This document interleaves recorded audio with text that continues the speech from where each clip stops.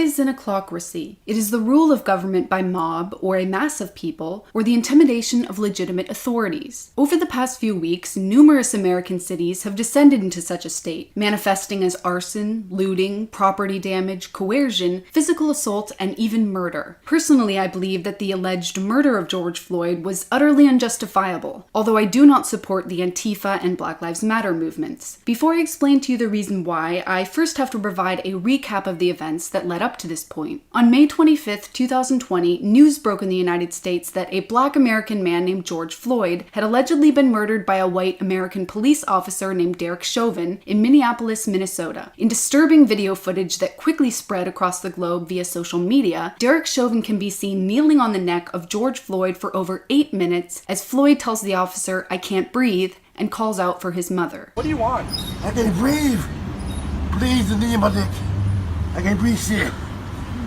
Bro, get up, get in the car, man. I will. Get up, get in the car. I can't move. I've been waiting the whole time, man. Get up, get in the car. Mama. Get up and get in the car right. Following George Floyd's death, 2 separate autopsies were conducted, with the first autopsy being an independent autopsy requested by Floyd's family. The autopsy was carried out by Dr. Michael Baden, a famous forensic doctor who had been involved in the O.J. Simpson case, the Jeffrey Epstein case, and many others. And Dr. Baden concluded that compression pressure on Floyd was the direct cause of death. Dr. Baden said there was one cause of death, and you don't really have to go beyond the video to understand. He said Floyd was unresponsive 4 minutes in, yet the cop kept his knee there for nearly 5 minutes longer. Baden says Floyd was in good health and no medical condition contributed to his death. The second autopsy was conducted by the Hennepin County medical examiner, who concluded that Floyd died from cardiopulmonary arrest, which complicated law enforcement's subdual, restraint, and neck compression of him. That is critical, but the report also says this under how the injury occurred. It says George experienced a cardiopulmonary arrest while being restrained by law enforcement. In other words, he suffered a heart attack while they were arresting him, and that complicated their efforts to subdue him. The report says George had fentanyl in his system, and they also found signs of recent methamphetamine use. It also says his manner of death is homicide. It was later revealed that Floyd had tested positive for the COVID-19 virus on April 3rd of 2020. Ultimately, the police officer responsible, Derek Chauvin, was arrested and charged with third-degree murder and manslaughter. His charges were later heightened to a new, more serious count of second-degree murder. The 3 other officers involved, officers who witnessed Derek Chauvin's actions but did nothing to intervene, were charged on June 3rd with aiding and abetting second-degree murder and aiding and abetting second-degree manslaughter. The reaction to George Floyd's death was largely similar on both the right and the left. Condemnation. Nearly everyone, myself included, agreed that the video footage was indeed horrific and inexcusable. Floyd and his family deserve justice. However, some people pointed out that while they believed what had happened to Floyd was indefensible, they opposed the saintly portrayal of him due to the fact that he had an extensive criminal past. Others disagreed with this and argued that society shouldn't judge people according to mistakes they've made in their past, but who they are in the present. In my opinion, none of this matters. Floyd's past is not the point, so why is there focus on it? The point is the police brutality. The fact that Officer Derek Chauvin mercilessly knelt on George Floyd's neck for over 8 minutes, even as Floyd said he couldn't breathe and called out for his mother, and even as bystanders shouted for him to stop. And worse, the 3 police officers who bore witness to it did absolutely nothing to stop it. Any human being who is honest and moral enough to place the truth over their personal political agenda should agree that this was unjustifiable. Police brutality is an issue in America. It's debatable how large this issue truly is, but what is not debatable is that it affects people of all races. Remember when a policeman shot a white man, 26-year-old Daniel Shaver, in the hallway of a hotel in 2016? I didn't say this in conversation. Hands in the air! Hands up in the air! You do that again, we're shooting you. Do you understand? Please do not shoot me. Then listen to my instruction. I'm trying to just do what you Don't talk! Listen! Hands straight up in the air. Do not put your hands down for any reason. You think you're going to fall, you better fall on your face. Your hands go back in the small of your back or down. We are going to shoot you. Do you understand me? Yes, sir. Crawl towards me. Crawl towards me! Yes, sir. Don't talk!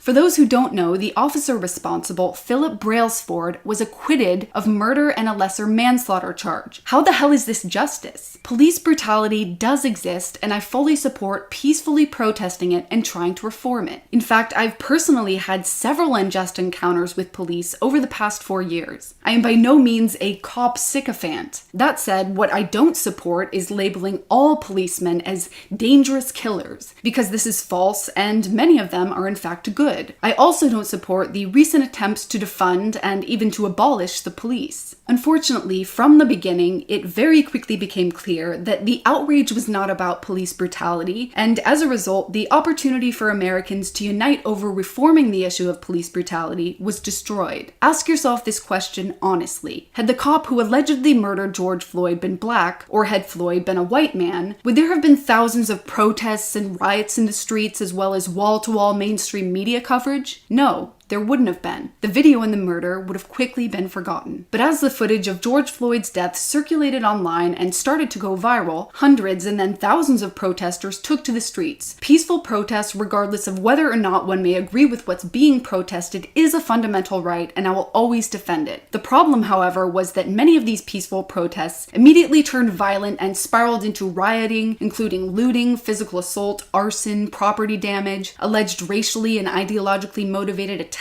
and even murder. A group of rioters in Seattle eventually took over several blocks of the city and labeled it the Capitol Hill Autonomous Zone, or CHAZ for short. Inside CHAZ, the police precinct was reportedly abandoned and boarded up. According to Fox News, some of the demands of the rioters, many of which were armed, were to immediately retry all of the non-white violent felons in prison, to disarm cops until they are fired, to abolish the Seattle Police Department and the court system, and to abolish prisons. Furthermore, there were reports of numerous rapes and robberies occurring in the area.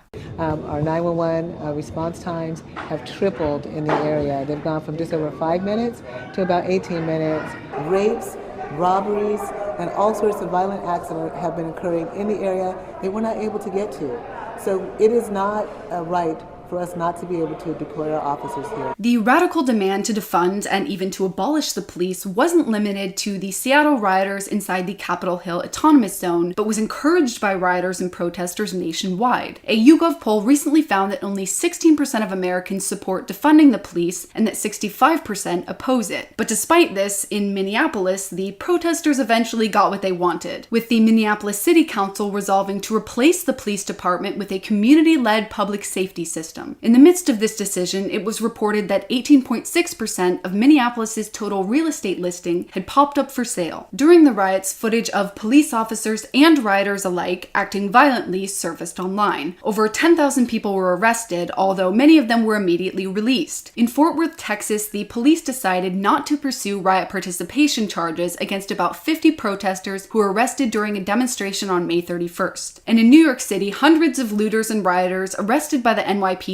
were released due to New York's new bail reform law. The leftist narrative that primarily fueled the riots and protests was that police officers in America are hunting down black men in the street. Many of the rioters and protesters claim that Derek Chauvin's alleged killing of George Floyd was racially motivated, despite having no public evidence to support this claim. All cops are bastards became a common slogan. This narrative quickly extended to include white people as a whole, suggesting that all white people should be blamed because white people are the oppressors and the non-whites, particularly black people, are the oppressed. White people as a whole are privileged according to the left, and all of white people's history, culture, systems, and institutions systemically promote white supremacy and are inherently racist. This narrative led to several instances of police officers, the National Guard, and the FBI taking a knee at the protests. There was even an instance of police officers washing the feet of black faith leaders in North Carolina. All the members of law enforcement who resisted kneeling were labeled racist. There were several instances of white people kneeling before black people, apologizing for their privilege, their systemic racism, and the racial sins committed by their ancestors. One video in particular was intended to be a humorous social experiment in which a black man walked around the city for 45 minutes and succeeded in getting several white people to kneel before him and to apologize for their privilege. As the riots and protests continued, nearly every major company announced their support for the Black Lives Matter movement. Many of them also donated millions of dollars either to Black Lives Matter or to similar movements. These companies include, but are not limited to, Amazon, Google, Twitter, Facebook, Netflix, the Pokemon Company, Lego, Airbnb, Walt Disney, and more. Countless celebrities such as Chrissy Teigen, Steve Carell, Seth Rogen, and Halsey also followed suit, with some of them even donating money to bail out the protesters who were arrested. Along with the major companies and celebrities, nearly every single mainstream media outlet also voiced their support for the protests. Before Floyd's death, the mainstream media had severely discouraged protesting due to the COVID-19 virus outbreak. The rule was that people needed to practice social distancing, to remain in their homes, and to keep their businesses closed to avoid further spread of the virus. But after Floyd's death, the mainstream media changed its tune, working relentlessly to convince the American people that the protests were justifiable because racism, particularly white supremacy, was a lethal public health issue. Over 1,200 health and medical colleagues signed an open letter saying that as public health advocates, they didn't condemn the gatherings as risky for COVID-19 transmission. They went on to say that this permissive stance shouldn't be confused with a permissive stance on all gatherings, particularly protests against stay-at-home orders. The mainstream media's hypocritical stance was best highlighted a few days later when the mainstream media criticized the fact that President Trump had announced he would return to holding rallies. Suddenly, they were again worried about the deadly virus and its risk of transmission. While most of the companies, celebrities, and media outlets who supported the protests failed to acknowledge or condemn the fact that many of the protests had evolved into violent riots in which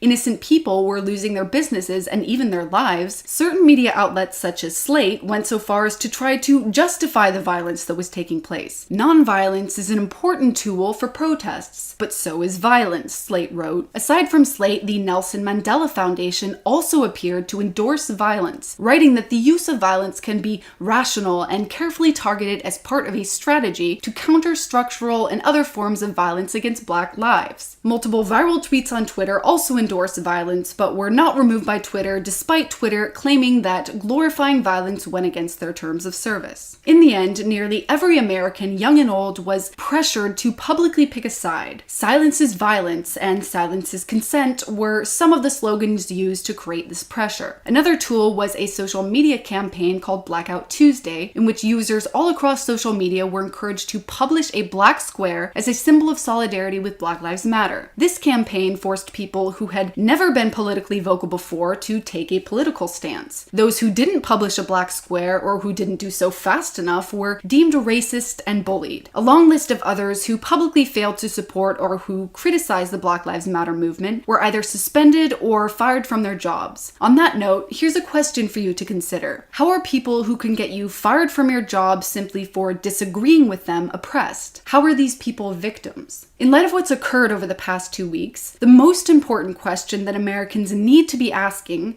is if the narrative is true. Is it really true that police officers in America, particularly white police officers and white people in general, are hunting down hordes of Black men in the street? Because if it is true, then yes, the rioting of the protesters would be utterly justified, and their cause would be one that every American would have a moral duty to support. The problem is, however, that it's not true. From the very beginning, the protests and riots after Floyd's death were based on a false narrative that radical race baiters have been preparing for years. An honest debate about police brutality wasn't even given the opportunity to begin, and instead the entire situation devolved into an outright ethnic conflict and division that led to the bizarre displays of mutual hatred and white self-hatred that I listed before. Personally, I do not want to boost this neurotic spiral of racial conflict. Personally, I would love to have an honest and reasonable conversation about these issues and underlying problems that seem to trouble the United States periodically. But since the left chose to utilize these tensions for their Marxist identity politics, it is first necessary to decipher and deconstruct their false narrative. Firstly, we need to answer the question if Black people in general are being disproportionately targeted by white people. Here is a video from Larry Elder in which he gives the answer. We are literally hunted every day, every time we leave our homes? Sigh. Just a few facts for Mr. James. Check this out. Fact: of the 400,000 non-homicide violent black-white crimes, 85% are black perp, 15% the other way around. Fact: blacks kill more blacks, nearly 7,000 last year, than the KKK did in its entire history. Fact: A young black man is 7 or more times more likely to be murdered than a young white man, and again, almost always by a young black man. Fact: blacks kill 2 times as many whites, 500, as whites kill blacks, 250. Fact: blacks, 13% of the population, commit 50% of the murders. Fact: of the 50% of the homicides in this country that are committed by blacks, they are almost always committed by other blacks, usually young black men. This means roughly 3% of the population is responsible for nearly half of the nation's homicides. Fact: the number one cause of preventable deaths in this country for young white men is accidents, like car accidents. The number one cause of preventable deaths in this country for young black men, homicide. Fact: Chicago, murder capital of the country in terms of absolute numbers. The city is a third black, a third white, a third Hispanic. Blacks account for 70% of the homicides, and by the way, nearly 75% of them are unsolved. Now, these awful crime stats stem from one primary reason: the absence of fathers in the home. Forget about Larry Elder. Barack Obama once said, a kid raised without a father is 5 times more likely to be poor, 9 times more likely to drop out of school, 20 times more likely to end up in jail. This is the number one problem facing the country, not white racists hunting down black joggers, for crying out loud. Now that we know the claim of black people being disproportionately targeted by white people is false, and that it's in fact the opposite, we need to move on to the claim that black people are being disproportionately targeted by police. Since 2015, the Washington Post has maintained a comprehensive database of fatal police shootings in this country. Last year, the Post logged a total of 1,004 killings. Of the 802 shootings in which the race of the police officer and the suspect was noted, 371 of those killed were white, 236 were black. The vast majority of those killed were not, in fact, unarmed. The vast majority were armed, and African-American suspects were significantly more likely to have a deadly weapon than white suspects. Yet more white suspects were killed. Overall, there were a total of precisely 10 cases in the United States last year, according to the Washington Post, in which unarmed African-Americans were fatally shot by the police. There were 9 men and 1 woman. Now, as we said, a lot is at stake. The country is at stake. So we want to take the time now to go through these case by case into the specifics. The first was a man called Chinara Feep. He was killed by a Knoxville police officer called Dylan Williams. According to Williams, Feep attacked him, choked him, and then used a taser on him, the suspect on the police officer, before the officer shot him. 5 eyewitnesses corroborated the officer's claim, and the officer was not charged. The second case concerns a man called Marcus McVeigh. He was, by any description, a career criminal from San Angelo, Texas. He'd been convicted of aggravated assault, assault on a public servant, and organized criminal activity. At the time he was killed, he was wanted on drug dealing charges. A Texas state trooper pulled him over. McVeigh fled in his car, then he fled on foot into the woods. There he fought with a trooper and was shot and killed. The officer was not charged in that case. Marzua Scott assaulted a shop employee. When a female police officer arrived and ordered the suspect toward her car, he instead charged her and knocked her to the ground. At that point, she shot and killed him. The entire incident was caught on body camera. The officer was not charged.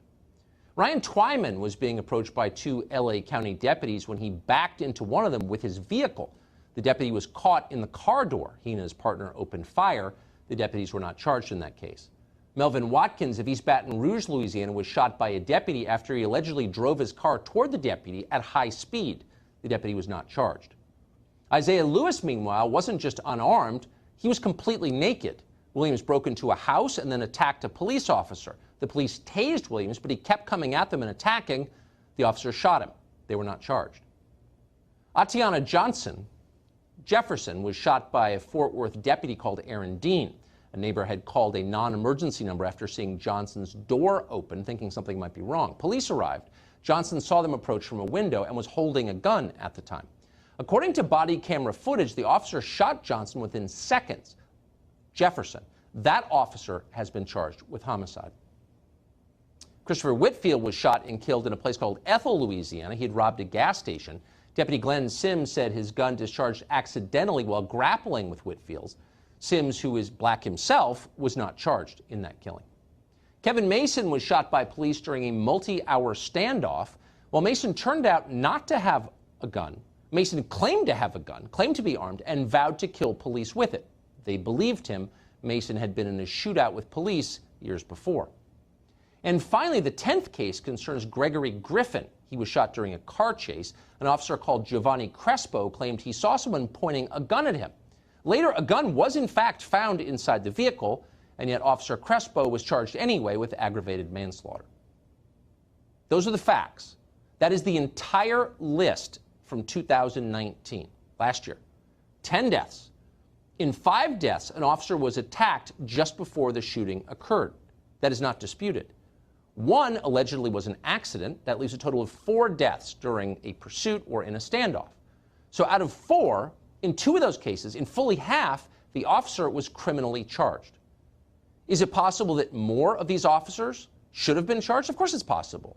Justice is not always served, that's for sure. But either way, this is a very small number in a country of 325 million people. This is not genocide. It's not even close to genocide. It is laughable to suggest it is. In fact, the number of police killings is dropping. In 2015, during Barack Obama's presidency, 38 unarmed black Americans and 32 whites were slain by police. Overall totals have fallen since then, and they have fallen far more dramatically for African American men. Last year was the safest year for unarmed suspects since the Washington Post began tracking police shootings. It was the safest year for both white and black suspects. At the same time, this country remains a dangerous place for police officers. 48 of them were murdered in 2019, according to FBI data. That's more than the number of unarmed suspects killed of all races. One final number for you, because it matters. In 2018, 7,407 African Americans were murdered in the United States. If 2019 continues on a similar trajectory, and we hope it doesn't, but if it does, that would mean that for every unarmed African American shot to death in the United States by police, more than 700 were murdered by someone else, usually by someone they know. Again, those are the facts. They are not in dispute. Are African Americans being hunted, as Joy Reid recklessly claimed on MSNBC recently? Or is something else happening? Is our nation being ripped apart by a total and complete lie, a provable lie, a lie used by cynical media manipulators and unscrupulous politicians who understand that racial strife, race hatred, is their path to power, even if it destroys the country?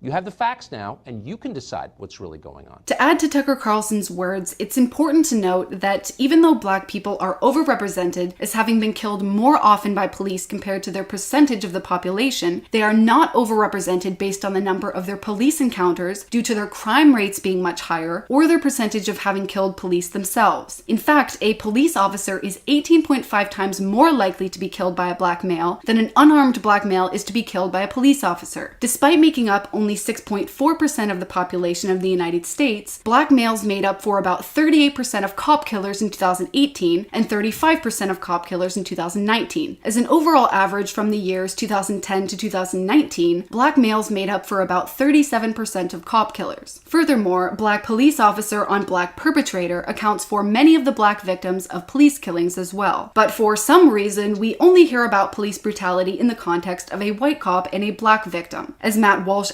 accurately asked, why do we assume racial discrimination for black victims of cops while assuming any number of other explanations for the white victims? A 2019 article from The Economist revealed that in truth, white cops are no likelier to shoot dead African Americans than black ones are. The article stated that new research suggests that increasing racial diversity in police departments will not cut the number of non-white Americans shot dead by police. Now that we see that black Americans are not being disproportionately targeted by police or white people, the next question we have to ask is, why are the Black Lives Movement and its allies promoting the lie that they are? Furthermore, why is there little to no discussion regarding the genuine issues hurting the black community? For example, the rate of black Americans born out of wedlock is over 70%. Think of all the young black men and women who are suffering as a result of not having a father. But rather than address this, Black Lives Matter is pushing for disrupting the Western prescribed nuclear family structure. Furthermore, what about the fact that during these riots, several black people have had their businesses destroyed or been murdered by rioters? In particular, retired police captain David Dorn, who was murdered in cold blood outside a pawn shop by rioters. Where's the outcry from Black Lives Matter? And what about the fact that the overwhelming majority of black American deaths are the result of black on black crime? Rather than address and try to reform this, however, Black Lives Matter is shifting all of the blame to cops and prisons and wants to defund the police and abolish prisons. Just last week, Chicago saw its deadliest day in 60 years, with 18 people killed in just 24 hours. Why didn't the Black Lives Matter movement mention this? Why didn't the mainstream media push it to the forefront of the news cycle? Once again, why do we not see any focus on the genuine issues in the black community? The answer is because this situation seems to be much more about a political agenda than it is about helping black lives. Have a look at the Google search trends for Black Lives Matter. The movement was popular a few months before the election in 2016, after which its popularity plummeted for a few years, until now. Just months before a new election. It's also interesting to note that Instagram has allegedly taken to censoring FBI crime statistics, labeling these statistics as hate speech. The truth is not hate speech, although it's not surprising to me that Instagram would censor these statistics, given that it completely obliterates the false narrative fueling the riots. Does this mean that every single person involved in these protests and riots has a political agenda? No, there are many who seem to be more interested in looting than they are in protesting George Floyd's death. Then there are also the protesters who genuinely believe in the false narrative that black people are being hunted down in the street, which is why in their eyes, the rioting is justified. Then there's a part of the black community that understands that the narrative that black people being hunted down in the street is false. These black people are concerned with the genuine issues in their community, and they want these issues to be spotlighted with the intention of fixing them. These people should not be criticized. They should be listened to and helped. My point was that black kids in Chicago get killed every single day. Where is the Black Lives Matter in Chicago? Where are they? When black people kill black people, they don't come out and do this crap. The only time they do this crap is when a white person touches them. They are the racists. They are the racists. Because white cops, it's wrong for a white cop to kill a black person, that's for sure. But if it matters, it should matter at all times. So what are you fighting for? What are you fighting for? You are not here to fight injustice. You're here to cause drama. Message will be stop violence. It's not about blacks. In a unicorn world. That's not a unicorn world. Period. Okay, since you're so... You guys are blacks are oppressed. I am black. I'm not oppressed. I am free. That's good for you. That's an individual person. What about a systemic issue? Where? I am black. I've always wanted to be. I have a... Like, I do what I want. You have the skills. This is a country where you have the skills. You want to do what you want. You do it. Stop forcing on people to accept that they're oppressed. They are not. I am not oppressed. I am black. Stop making people accept that they're oppressed. You're forcing a rhetoric into your minds, which is not true. That's my point. Okay. Violence is wrong, period. It's not about blacks. You agree that whites kill whites too, right? Have you seen any white person coming out and saying white life matter or white thing? No, violence is wrong. They literally do all the time. Every time there's a Black Lives Matter protest, a white person... It's not a black problem. It's a violence problem. The blacks kill blacks in black neighborhoods every single day. I've never seen a Black Lives Matter in those neighborhoods. Never. Never. You know what they say? When a black person kill a black in a black neighborhood, they come out and they say, when the police comes, you know what they tell the police? Snitches get stitches. I know that. Okay. Snitches get stitches. But if a white person kill a black person, Black Lives Matter. Stop the hypocrisy. Nobody takes this seriously. Nobody. If it matters, it should matter in black neighborhoods. You start cleaning at home. So why don't you go? You start your things at home. Why don't you start? I'm not carrying anything saying Black Lives Matter. I know I matter. Why don't you start? You guys are wasting everybody's time. Okay? Since you're so black kills black more than any race. Where's the Black Lives Matter? People kill in their community. Where's the Black Lives Matter?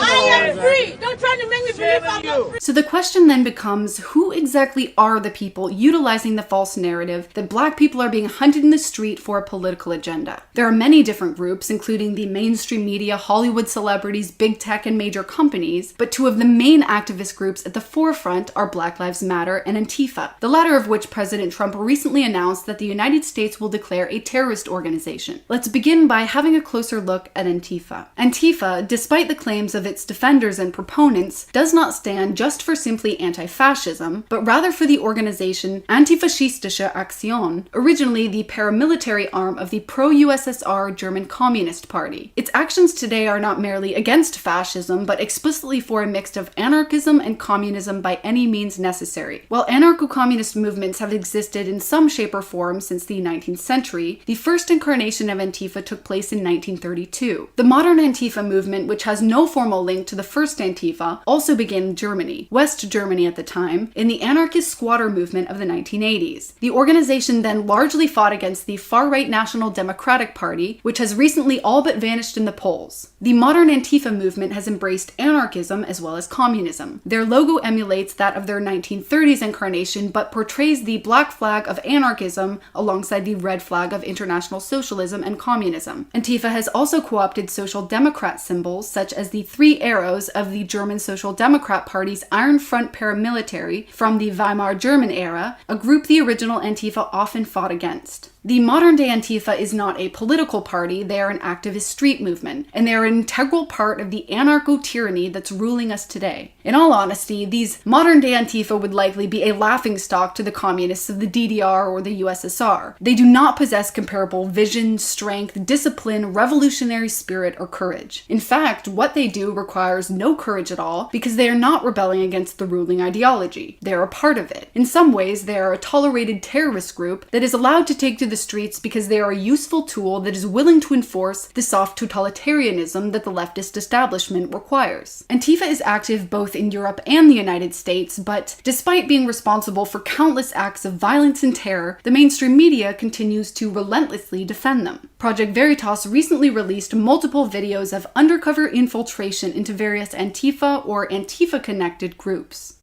I've been undercover with Rose City Antifa since July of 2000. Depending on the setting, if I were to be caught or found out in a setting where I am present with them, it could escalate to violence against me. Don't be that f***ing guy with the goddamn spiked brass knuckles getting photos taken of you. Police are going to be like, perfect, we can prosecute these f***ers. Look how violent they are. Right? Not that we're not, but we need to hide them.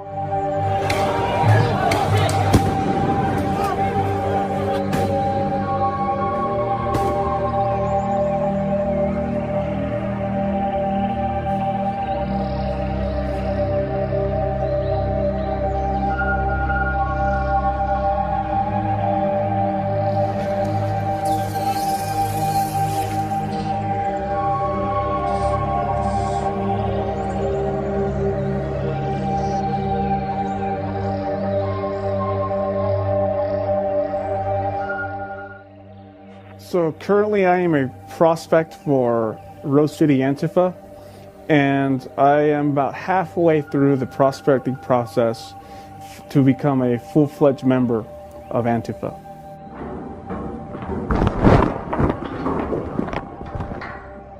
If you ruin their day, if you like heckle them, you make them feel like they look ridiculous, you make them feel outnumbered, and therefore their whole yay, yay, America, Trump thing is going to go by the wayside. They reached out to me through Proton Mail, and we went back and forth, and there was an interview set to meet up in Portland. So to verify that it was me, they had me wear a white shirt and have a water bottle and show up at a Starbucks where a person was going to ID me and approach me and asked who I was, and I told them, and I followed them to the destination where the interview was going to be held. There, we went to a place called Imperial. They were getting this trade craft from someone else, someone with much more experience, someone who did this for a living. Caroline, which is the founder of RCA, moved to Sweden with her husband, who is a dual citizen. So there's a back and forth with a European connection.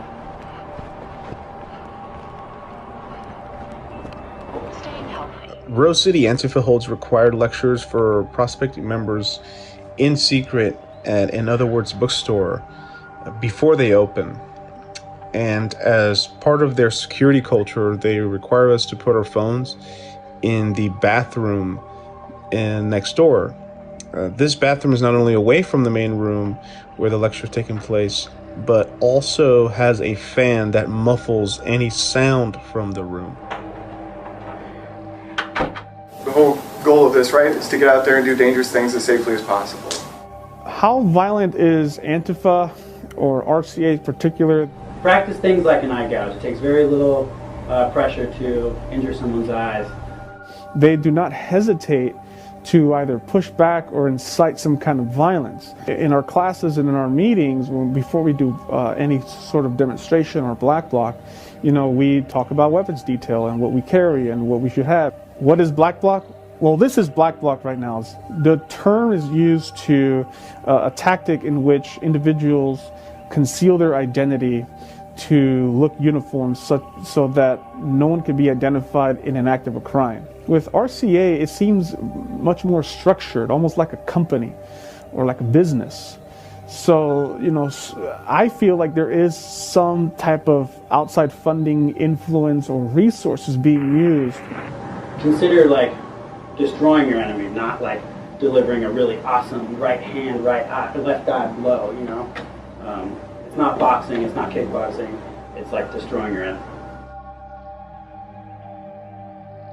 So if Antifa are communists, why are they working with the Black Lives Matter movement? The answer is because, at its core, Black Lives Matter is also a communist movement. An article from Capital Research Center details the radical roots of the Black Lives Matter movement. The article states that Black Lives Matter began in 2013 with a Twitter hashtag, Black Lives Matter, after neighborhood watchman George Zimmerman, called a white Hispanic in the press, was acquitted in the killing of black teenager Trayvon Martin. Radical left activists Alicia Garza, Patrice Cullors, and Opal Tometi claim credit for the slogan and hashtag. They are also listed on the official Black Lives Matter website as the co-founders of the movement. The article goes on to say that Garza, Cullors, and Tometi all work for, or at least they used to work for, front groups of the Freedom Road Socialist Organization, one of the 4 largest radical left organizations in the country. The Freedom Road Socialist Organization is a hereditary descendant of the New Communist movement, inspired by Chinese dictator Mao Zedong and the many communist revolutions occurring throughout the world in the 1960s and 70s. Freedom Road split into 2 separate groups in 1990, Fight Back and the Freedom Road Socialist Organization. Black Lives Matter and its co-founders allied with the latter. Furthermore, on the Wikipedia page of the Freedom Road Socialist Organization, it is stated that the Freedom Road Socialist Organization is the guiding force behind Black Lives Matter. The claim that Black Lives Matter is a communist movement was also recently echoed by John Guandolo, a counterterrorism expert who was in the FBI for 13 years. My analysis of this is it wasn't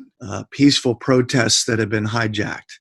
From the very beginning, this was a coordinated effort across the United States by Marxist communist groups and jihadi terrorist groups. So you've got Antifa and Black Lives Matter, which are both communist organizations inside the United States. And I want to be clear on this. There are citizens who support Black Lives Matter who are in it because they want the kind of things you're talking about. Mm-hmm. They want liberty. They want to make sure things are done right. Okay, that's great. But the leadership of Black Lives Matter, the entire reason the organization was formed, it was formed as a Marxist communist organization. And so when we know that, it means that the activities that it participates in, you've got to look at it through that lens.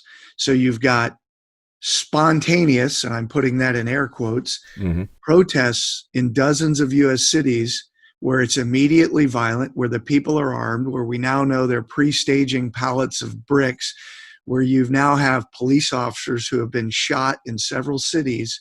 These are violent communist protests, riots, and they are doing it in conjunction at the ground level and at the state level and at the national level with terrorist groups like Hamas. Let's back up for a second. So you say Antifa is a communist organization. If you read the media, they try and portray them as far right. And therefore, the next logical step is, well, they're Trump supporters. And so what you're seeing is if you see that white person throwing a brick through the window of the black business owner in Minneapolis, well, that's a Trump supporter. Get specific about Antifa and Black Lives Matter. When you say they're communist organizations, what is their objective? Because they're communist organizations, their objective is to overthrow the U.S. government. That's their ultimate objective. Antifa is not only the main focus, they are one of a number of communist organizations in the United States, but they're certainly not the biggest. I mean, Freedom Road Socialist Organization and its Liberation Organization, its kind of new offshoot, are behind what's happening right now in the United States. And I think we need to understand that there's much more going on. This is a war right now that is primarily focused, and I'm very glad you brought up the U.S. media, because the U.S. media is a part of this movement, and they are hostile, and it's a movement that has many tentacles. And the issue is when I sit down with senior government leaders and lay this out for them, I mean, their heads explode, and they realize this is as detailed and as ingrained here in the United States as is the Islamic movement, the jihadi movement. Are you telling me that they are not aware of this and somebody in the U.S. government is not putting this together? Exactly. It's exactly what I'm telling you. I mean, we have people in the government that when we talk about Black Lives Matter being a communist organization, they look at you and you just say, okay, let's look at the three founders, Patrisse Cullors, Opal Tometi, and Alicia Garza, Marxists. These are people that have had senior leadership positions in Freedom Road Socialist Organization, for instance. It's not to say that every person in America that goes out to a Black Lives Matter event is a communist, but it was formed by communists. They want anarchy. They want the chaos. What they're doing on the streets today is communist doctrine, because when the chaos happens, then what you get is a need for order, law and order. And communism is a system that brings order to the community, but it also brings enslavement, totalitarianism, economic depravity. I mean, all of that. And Americans somehow think this can't happen here. And it's happening right now. We're watching it happen. Like Antifa, Black Lives Matter is a Marxist anarcho-communist group. While certainly not all those who support or who are a member of Black Lives Matter are aware of this, the truth can be seen in the goals of Black Lives Matter. Goals which I've already mentioned, such as to defund and potentially abolish the police, abolish prisons, disrupt the Western prescribed nuclear family structure, and so on. What's also interesting to note is the Wikipedia page of one of the co-founders of Black Lives Matter, Alicia Garza. On June 9th, Garza's Wikipedia page was edited to remove the fact that Garza was a self-proclaimed Marxist writer. Fortunately, you can still find this information in an archived article from Black Past, in which Garza describes herself as a queer social justice activist and a Marxist. Furthermore, has America really so quickly forgotten all of the violence that occurred during the Ferguson and Baltimore riots? Black Lives Matter was present at these protests. Black Lives Matter was also present at the anti-police brutality demonstration in Dallas in 2016, during which a mass shooting took place. 5 cops were killed and 9 cops were injured by a black man. During the standoff, the shooter, Micah Johnson, told police negotiators that he was upset about Black Lives Matter. He said he was upset about the recent police shootings. The suspect said he was upset at white people. The suspect stated he wanted to kill white people, especially white officers. That said, there's no evidence to suggest the shooter was an official member of Black Lives Matter. He may in fact have been a supporter of the new Black Panther Party, not to mention the Black Lives Matter movement condemned the shooting. However, the silence when it comes to Black Lives Matter condemning all the violence and murder taking place during the current riots is deafening. I want to be clear in how I characterize this. This is mostly a protest. It is not generally speaking unruly. It is not unruly. It is not unruly. Rioters set the city's 3rd precinct police station on fire. It is not unruly. It is not unruly. It is not unruly. Fuck 12! Fuck 12! Fuck 12! Fuck 12! It is not unruly. I have never seen anything like this. The building's beginning to collapse.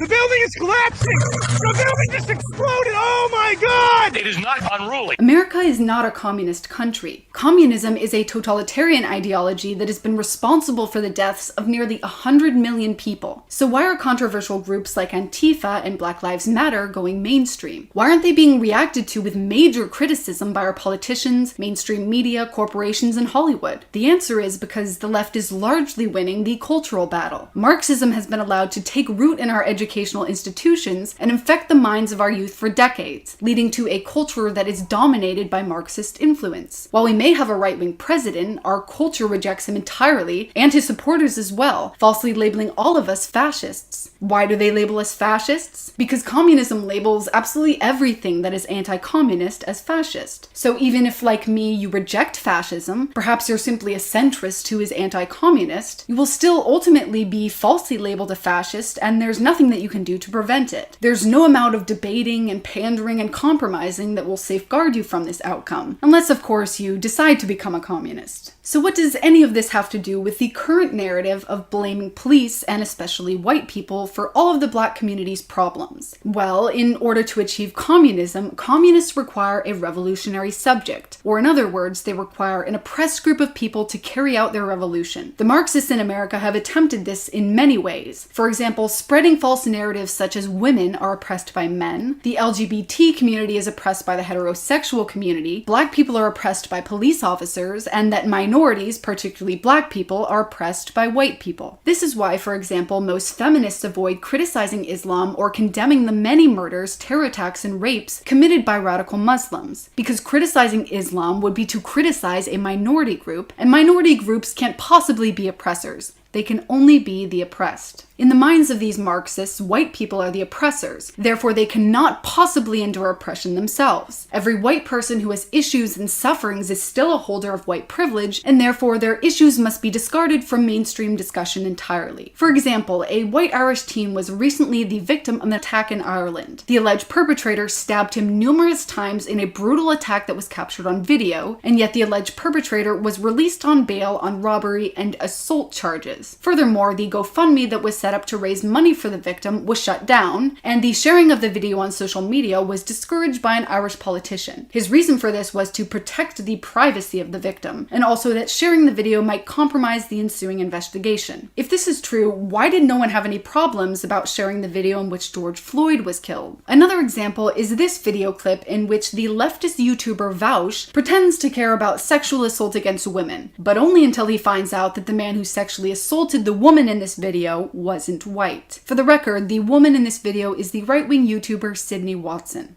Yeah, I mean, it's really funny because I'm over here. Just, you know what? Okay, I'm gonna... Here, wait, hold on. I should probably move my webcam down because I'm like blocking their faces. I've been doing it the whole video. I just want to say, do you think it maybe speaks a little bit to the fact that we have a rape culture when we put 6 people in a room together to talk about Me Too, and the 4, when they're like, hey, who of you have experienced sexual assault? And the 4 women sit down and they've all been raped and they all can barely choke out a coherent sentence. Like, do we think this perhaps maybe slightly speaks to the fact that there's a problem? Like, Me Too has gone too far. False allegations are ruining people's lives. Okay. Who among you have experienced sexual assault? And like every woman in the room starts crying? Like, almost every female friend I have has been the recipient of sexual assault or violence or rape or whatever at some point in their lives. Seriously, it's such a common thing. I think 1 in 4 is probably understating it significantly. I wouldn't be surprised if the rate for sexual assault on women over one's lifetime was as high as 1 in 3 or 1 in 2. We just don't know because nobody fucking reports, because reports aren't taken seriously. That's what Me Too is about. Here, like, I don't think things are on the same level, but things impact you in like bizarre ways. But yeah, like, because the perpetrator wasn't white, and because he was like, you know, part of like a certain religion. Wait, are we being real? And the police were basically just like, we can't because of cultural differences, which I don't feel like is such a good. What? Bullshit! Are you fucking kidding me? Did she turn her fucking rape confession onto how the rape fugees, fucking Ahmed Muhammad, raped her and the police were like, oh, we can't persecute brown people? Bullshit! Bullshit! Another example of this double standard are the grooming gangs in the UK, which primarily affect young white British girls. One of these grooming gangs was allegedly ignored by the police themselves over fears of increasing racial tensions in Rotherham. Another example is the fact that in the US, black people commit much more violent crime toward white people than white people commit toward black people, and yet white people are still labeled the oppressors. However, to point any of this information out is, according to the Marxist left, a racist act. So we're here at the Black Lives Matter protest in Melbourne, Australia. Now we've come here to ask some basic questions because we're in a COVID crisis at the moment, restrictions. Anybody can be fined for going to work, but 40,000 people have descended on the city for the death of an African American in Minnesota at the hands of a white police officer. So, do any of them even know Justine Damon's name? The Australian woman that was murdered by the same police force. Let's find out. She got shot dead by an African American. Is that just as bad or not? No, it's not. No, it's not. No, it's not. It's just shit, the amount of people that are like, all lives matter. It's like, yeah, okay. Does all lives matter? Not right now. Why do you think no one ever protested like this? 40,000 people in the city for somebody who's not even Australian. But when Justine Damon was shot dead, and she doesn't have a criminal history, why do you think that is? Well, I'd have to say that's a bit of white supremacy, is it not? You know, that's not... I mean, Why is it white supremacy? Well, because she's white. Because she's white. She's white. Do you know how many white Australians have died in police custody? I don't really care, to be honest. Are you arguing with the statistic, or you just don't like it? I think we need to talk to people of colour and get their voices. I'm a person of colour. In America, the statistic for white people to die at the hands of police is much higher than the rate of... No? I don't really. We're going to go. You don't care about facts? Can I ask you guys, which dog matters more, the black one or the brown one? Have you heard of a woman called Justine Damon? Yeah. Who's she? No?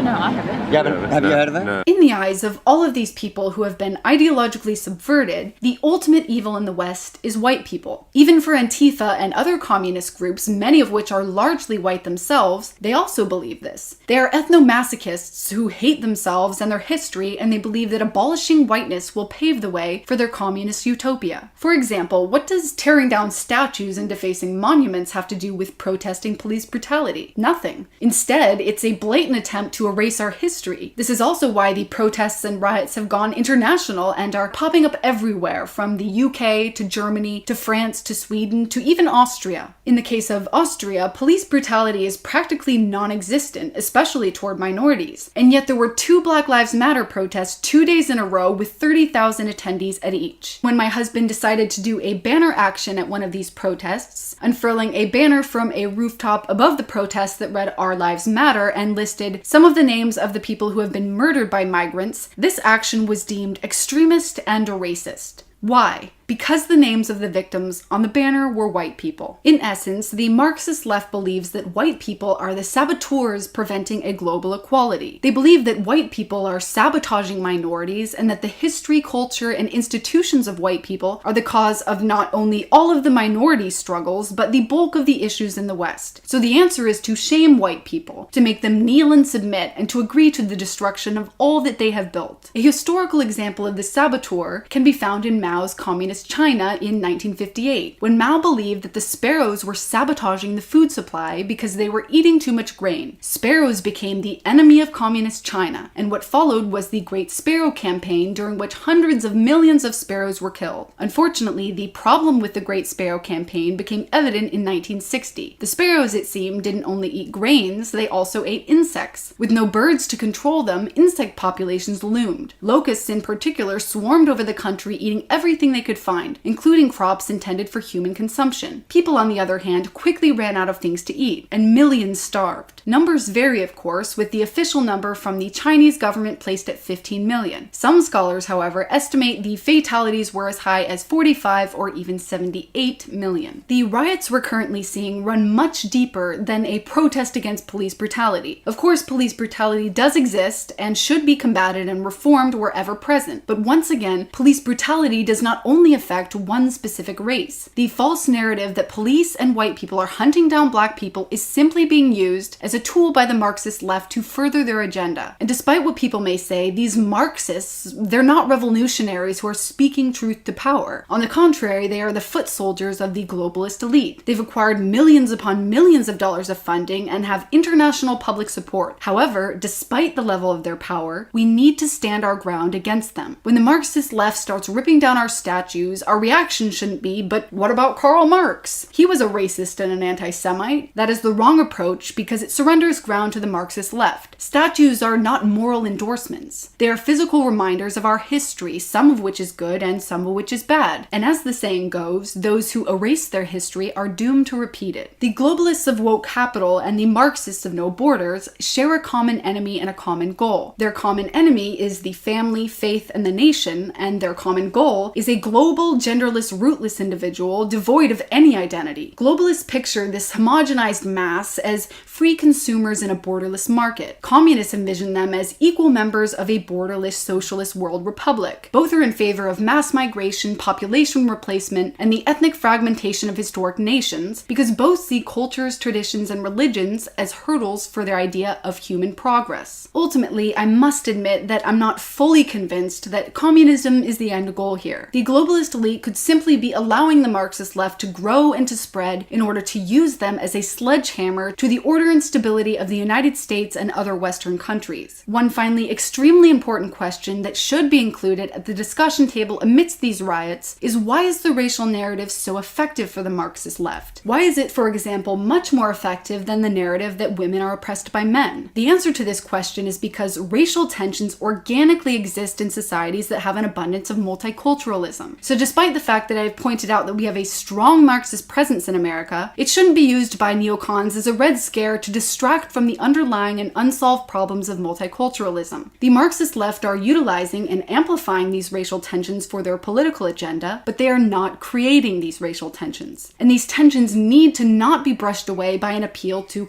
colorblindness that today is also considered a racist white privilege. They need to be addressed in an honest and a civil debate without hatred, self-hatred, ideas of supremacy, or of racial guilt. More than ever, the actions of the Marxist left over the past 2 weeks have highlighted a severe vulnerability in the right. And this vulnerability is that few on the right are politically active, creating peaceful movements and engaging in peaceful protest and peaceful educational campaigns, as well as creating outlets where right-wingers, particularly young right-wingers, can feel like they belong. For example, something as simple as creating a fitness club for young right-wing men and women so that they can escape isolation and openly socialize and improve their physical health with like-minded individuals. There is little visible disagreement and disobedience to the Marxist left narrative, which is becoming more and more aggressive and cult-like by the day. Visible peaceful resistance, however, is powerful, much more powerful than most people think. There is so much I can say on why it's important to get politically active and how to do so, but I will save all of this for another video. In the meantime, I'll just add 2 more things. Firstly, it's true that we've seen a horrifying amount of violence and extremism from the Marxist left over the past few weeks, but this is not an excuse to resort to similar measures. Do not allow yourselves to become radicalized, and even more importantly, maintain a peaceful stance. Not only is this stance morally superior, except in certain situations such as self-defense, but peaceful activism has a much higher success rate in the long term than violent activism. The FBI and the Marxist left are just waiting for some disenfranchised right-wingers, ones who have become radicalized inside their digital echo chambers, to try to escape their feeling of powerlessness and loneliness by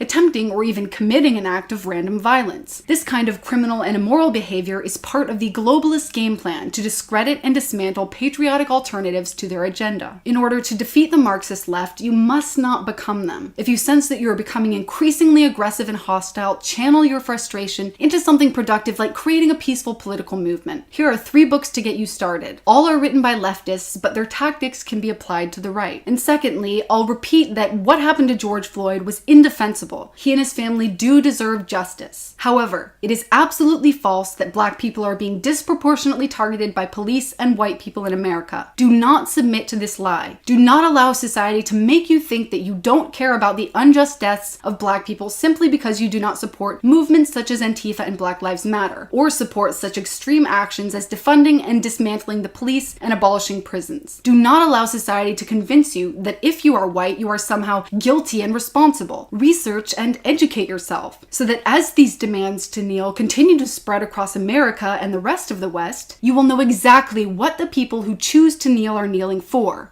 regardless of whether they realize it or not, and why you yourself are refusing to kneel alongside them.